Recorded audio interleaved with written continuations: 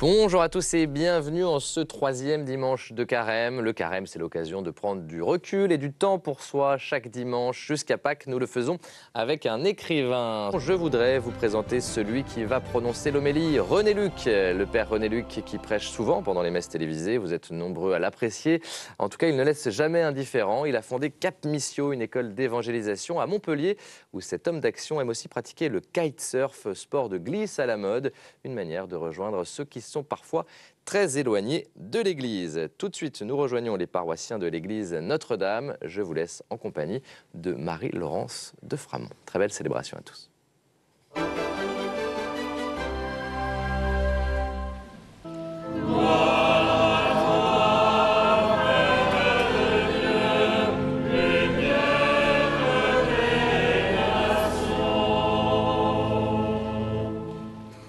Le Seigneur soit avec vous. Et avec votre esprit. Lecture du Saint-Évangile de Jésus-Christ selon saint Jean. Comme la Pâque juive était proche, Jésus monta à Jérusalem. Dans le temple, il trouva installés les marchands de bœufs, de brebis et de colombes, et les changeurs. Il fit un fouet avec des cordes, et les chassa tous du temple, ainsi que les brebis et les bœufs. Il jeta par terre la monnaie des changeurs, renversa leur comptoir et dit aux marchands de colombes, « Enlevez cela d'ici.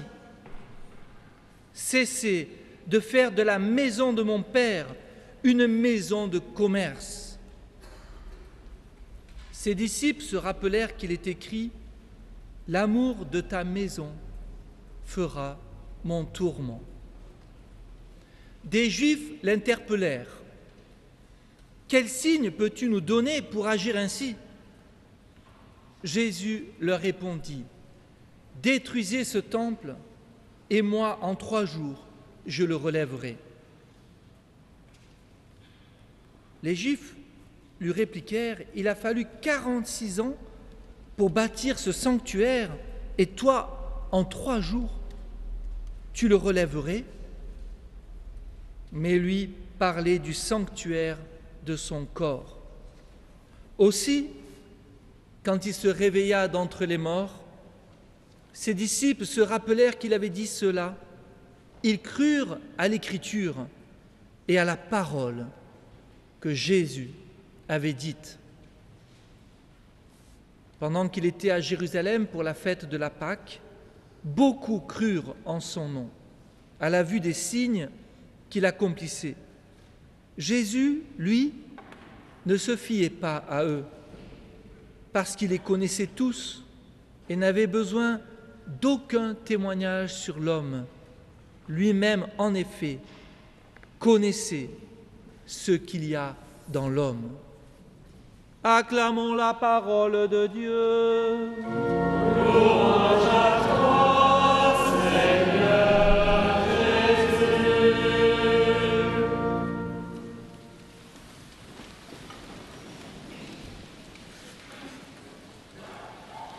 Frères et sœurs, imaginez une jeune maman avec son petit bébé d'1 an et demi qui ne cesse de le cajoler, de l'embrasser, de l'entourer de toute sa tendresse de maman. Mais voilà qu'un jour, son bébé s'approche de la cuisinière électrique et se brûle. Le premier réflexe de cette maman, ça ne va pas être d'abord de le consoler, mais plutôt de le gronder sévèrement, car elle sait que cette colère sera salvatrice pour son bébé. Il n'y reviendra pas. Il en est de même, en fait, avec la colère de Jésus. Il se met en colère pour éviter que les hommes se perdent. En faisant un sacrilège dans le temple, en détournant des actes qui sont liturgiques et en faisant des actes commerciaux. Parce que fondamentalement, Jésus n'est pas colérique, pas du tout. Jésus est un doux. C'est ce que nous allons voir dans un premier point. Et puis, nous nous demanderons s'il ne nous arrive pas, parfois, à nous aussi, de faire de la maison du Seigneur une maison de trafic. Jésus ne parle pas souvent de lui-même. Mais dans l'évangile de Matthieu, chapitre 11, verset 29, il dit cette chose magnifique. « Apprenez de moi que je suis doux et humble de cœur. » Alors, on découvre vraiment l'aspect dominant de la personnalité de Jésus. Douceur et humilité. Et on comprend aussi par ce verset que nous sommes tous, ses disciples, appelés à être comme lui, doux et humble. En effet, d'habitude, lorsque Jésus parle, il dit « apprenez », il dit « ne jugez pas, vous ne serez pas jugés, pardonnez et on vous pardonnera, aimez-vous les uns les autres ». Il donne des injonctions.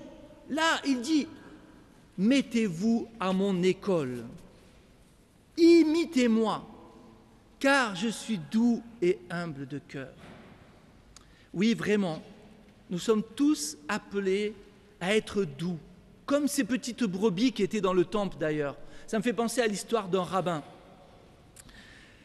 Un jour, une brebis arrive au ciel et se plaint au bon Dieu en disant « Mais pourquoi tu ne m'as pas donné des moyens pour me défendre? Regarde, les loups, ils ont des crocs, les chats, ils ont des griffes, même les poules ont un bec, mais moi je n'ai rien pour me défendre. » Et Dieu lui répond « Mais si, tu as quelque chose de très particulier.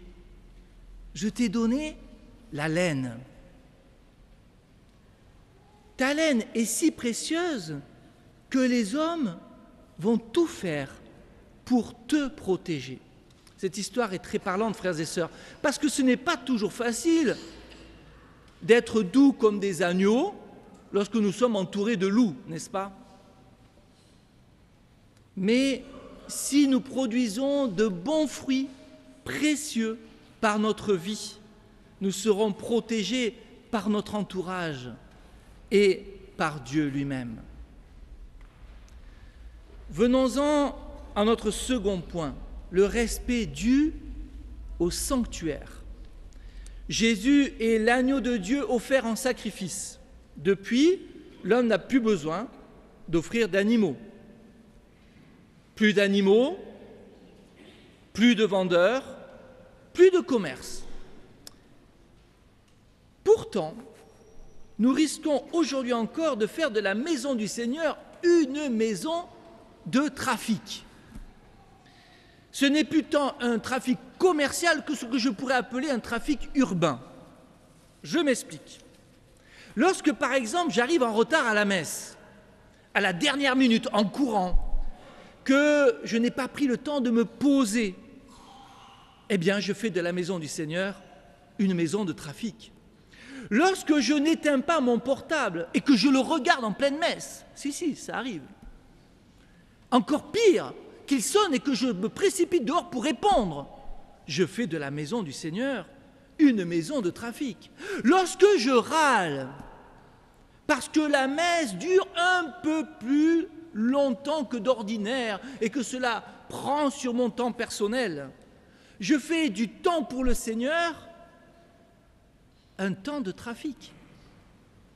Et vous qui regardez habituellement la messe télévisée chez vous, vous le savez bien, vous profitez bien mieux des grâces du Seigneur lorsque vous arrêtez votre petit trafic dans votre cuisine. En conclusion, je vous invite cette semaine, frères et sœurs, à un exercice très concret. Arrêtez-vous dans votre trafic de semaine 5 minutes pour faire une petite visite au bon Dieu, par exemple dans une église si vous le pouvez. Et là, demandez à Jésus cette douceur dont il est le maître en répétant cette simple prière. Jésus, doux et humble de cœur, rends mon cœur semblable au tien. Amen.